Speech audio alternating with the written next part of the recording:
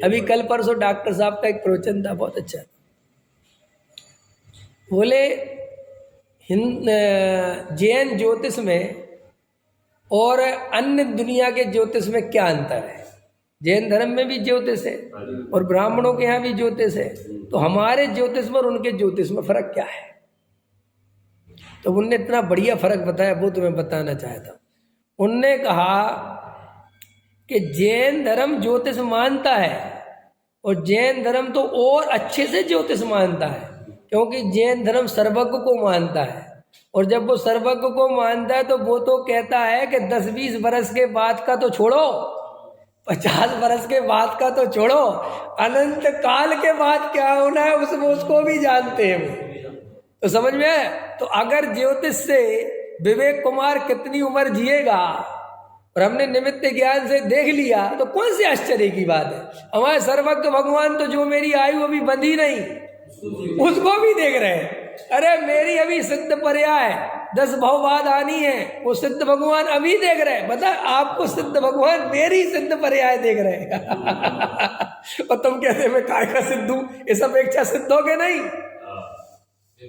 है, इस अपेक्षा तो सिद्ध हो ही गए ना कि भाई मेरी अभी भले ही नहीं है, लेकिन इनसे पूछो, इनने देख ली। ये पूछो है, बोलो मेरी सिद्ध पर्याय का मजा ले रहे सिद्ध भगवान के नहीं। अभी है नहीं। तो हम तो ऐसी सर्वज्ञता जानते हैं।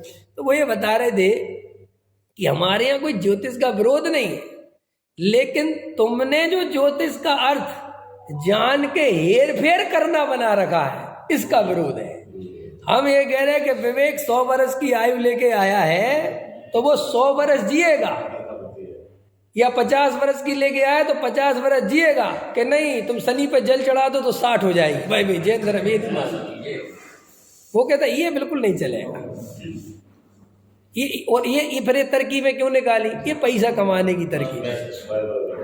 कि अगर हम इसको थोड़ा भविष्य बताएंगे और फिर डर दिखाएंगे, फिर कहेंगे तू 7.5 ही लगी है, ये कर ले वो कर ले, मड़िया पूज ले, जाके क्या सामग्री ले आ और हमारे ब्राह्मण के घर पे दे जा तो तेरी 7.5 हट जाएगी। तो ये जो डर दिखाने का धंधा है, ये तो पैसा कमाने का, वस्तु स्वरूप तो ऐसा है नहीं। अगर मेरे कर्म के उदय में मुझे दुख लिखा है, कोई पंडित, कोई ब्राह्मण, कोई साधु, कोई संत क्या कर लेगा। ये तो सब बेकार की बात है।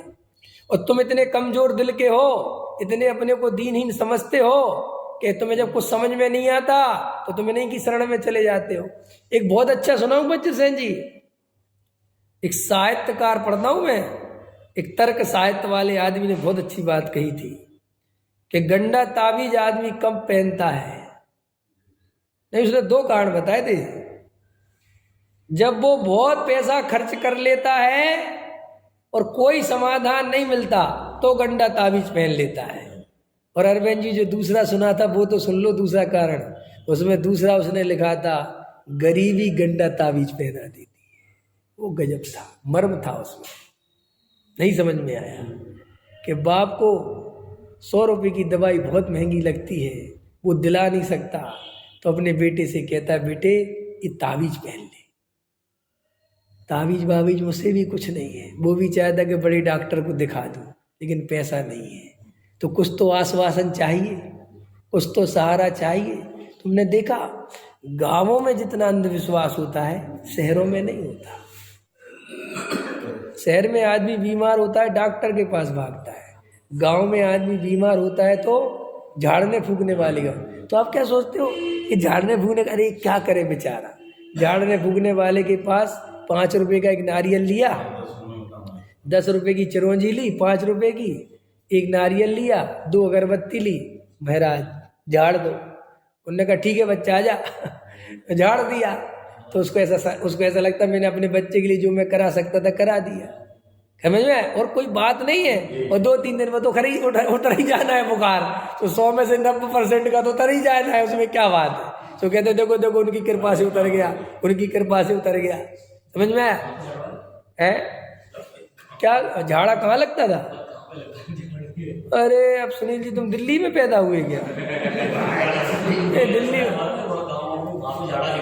अरे हम तो जिस स्कूल में पढ़ते थे, मैं तो जिस स्कूल में पढ़ता था उस स्कूल के मैं बिल्कुल जहाँ बैठता था, आज भी वो दृश्य मुझे दिखता है। मैं जिस जगह बैठता था उसके सामने ही झाड़ा लगता था, बिल्कुल सामने लगता है। और अब भी मेरे बराबर झाड़ा मेरा पीछे छोड़ ही नहीं रहा। और सुनो, ये भी सही कहा, वहां से यहाँ आया, ये 15 साल हो गए इस बिल्डिंग में, मुझे 16 साल, ये बराबर भी मेरे से झाड़ा लगता था। और कई दफे मेरा दरवाजा खटकाया लोगों ने, जब मैं ऊपर रहता था तो ये घंटा खड़खड़ाया और मैं ऊपर से आता था, क्या बात है, बोले यहाँ झाड़ा लगवाना। अरे मैंने कहा बाजू में लगता है भाई।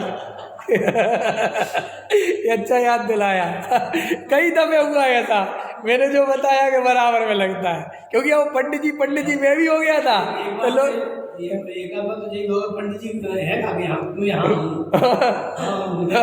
क्यों कितने दफे यहाँ से मैं भी जाता हूँ, इस गली से कुर्ता पजामा पहन के आता हूँ ना रोज, कितने हिंदू मुझे राम राम करते हैं।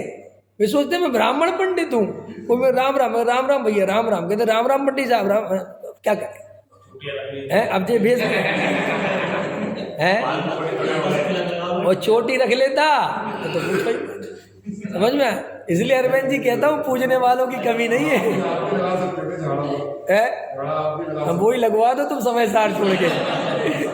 तुम्हें झाड़ा ही में रस है। चलो चलो, क्या कह रहा था मैं कि अपने यहाँ ज्योतिष है लेकिन फेर फार का कर, ये बहुत इंपॉर्टेंट बात बता रहा हूँ। आप अभी लाइन लिख लो, या परिणमति सा करता। क्या परिभाषा लिख लो, संस्कृत में याद नहीं हो तो हिंदी में याद करो। जो परिणमन करता है वो करता होता है, लेकिन वो फेर फार का करता नहीं होता। अपना भी उसका परिणमन जैसा होना है वो वैसा ही होता है, तो उसे करता माने कि हाँ करता है, क्योंकि परिणमन वो करता है। समझ में आया?